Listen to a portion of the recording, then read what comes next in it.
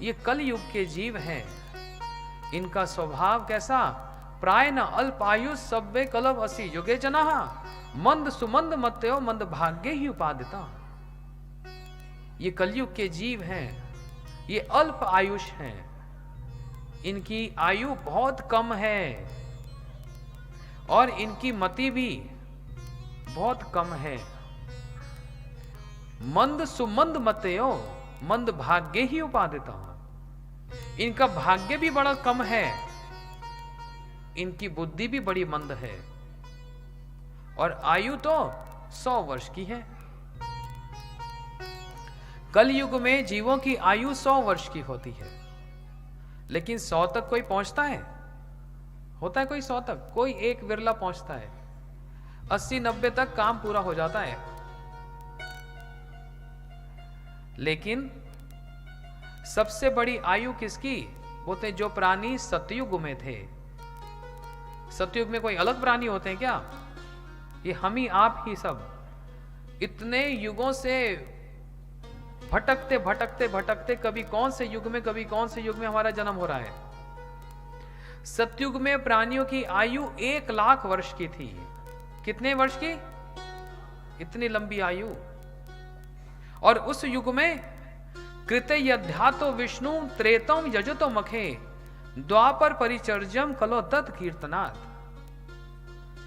सतयुग में 1 लाख वर्ष की आयु होती थी और भगवान की प्राप्ति का उपाय क्या होता था?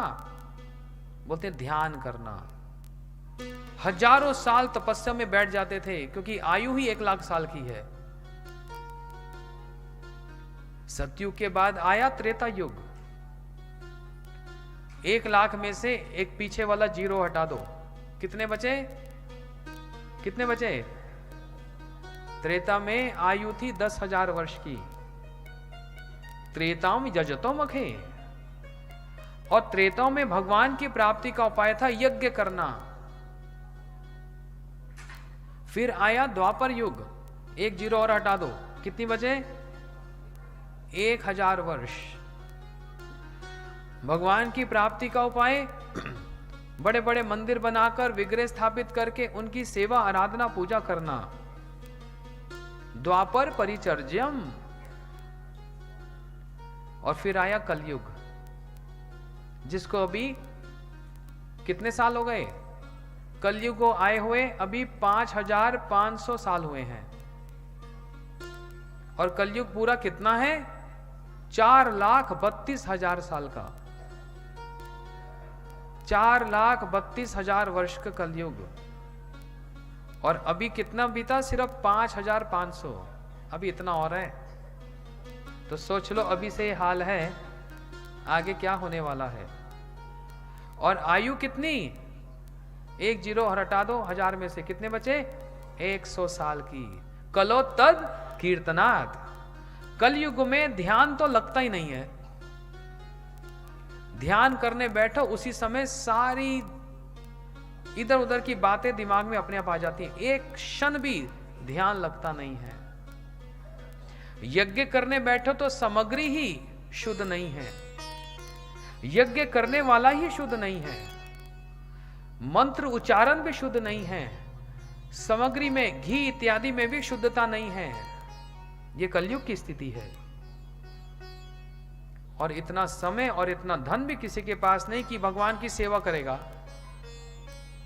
इसे कलयुग में सबसे सरल और सबसे ऊंचा उपाय जो बताया, वो क्या बताया? क्या बताया? क्या बताया? कलो तद कीर्तनात्। कीर्तन, नाम करना ही। इसलिए कहा कलयुग केवल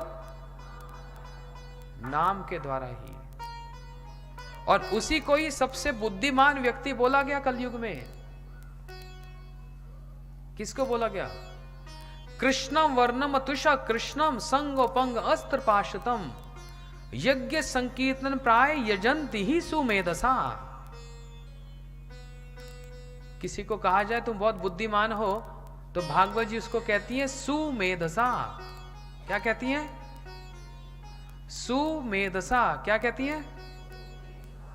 मेधा मतलब बुद्धि, सु मतलब बड़ी सुंदर बुद्धि वाला। किसको कहा गया? जिसने पीएचडी कर ली, जिसने डॉक्टरी कर ली, जिसने इंजीनियरिंग कर ली, भागवत जी में उनको सुमेधसा नहीं कहा, सुंदर बुद्धि वाला उनको नहीं कहा। किसको कहा? ये तो मैं नहीं कह रहा, ये भागवत जी कह रही हैं, और भागवत जी इसके साक्षी हैं। सुमेधसा कौन? जो इस कलयुग में भगवान का नाम का सहारा लेता है, उस नाम का ही ध्यान है, उस नाम का ही यज्ञ है, उस नाम का ही सेवा है, और वो नाम अपने आप में परिपूर्ण है। इसलिए तो रोज ही मैं यहां बैठकर सबसे हाथ जोड़ के प्रार्थना करता हूं, भैया नाम करो, नाम करो, नाम करो, हे माताओं नाम करो। इसी से ही सब कुछ होने वाला है। और एक गीत में तो बड़ी सुंदर बात कह दी, हरि नाम में नौका खानी, श्री गुरु कंडारी,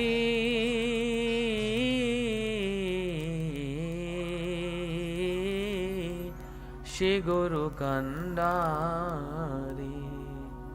कहते हैं हरि नाम नौका है। नाव समझते हैं? नदी को पार करने वाला, इस भव सागर को पार करने वाली नाव क्या है? नाम। उस नाव को कोई चलाने वाला तो होता है ना, नाविक, और वो कौन है? श्री गुरु कंडारी, वो हैं गुरु जी, जो उस नाव को चला रहे हैं। कौन सी? हरि नाम की नाव। इसलिए वो सदगुरु क्या देते हैं? बोलते हैं वो नाम ही देते हैं कि इस नाम को ही करो, इस नाम को ही करो, इस नाम को ही करो। सारे शास्त्रों का सार और निचोड़ क्या बताया? हरेर नाम, हरेर नाम, हरेर नाम एव केवलम। केवलम कह दिया। 3 बार जिस बात को शास्त्र में कह दिया जाए वो प्रमाणिक मानी जाती है। तो क्या कहा? हरेर नाम, हरि का नाम, हरि का नाम, हरि का नाम ही केवलम एकमात्र गति है। कलो नास्तेव, नास्तेव, नास्तेव गतिरन्यथा। और कोई गति नहीं है, नहीं है, नहीं है। 3 बार इसको पुकार पुकार कर कह दिया। जिस नाम को करना इतना आसान, इतना सरल, कहीं पर भी किए जा सकते हैं। न खाइते शुइते यथा तथा नाम ले, न देश काल नियम नहीं सर्व सिद्धि है। खाते हुए, चलते हुए, बैठे हुए, लेटे हुए, हर स्थिति में इस नाम को किया जा सकता है। यही नाम की महिमा है।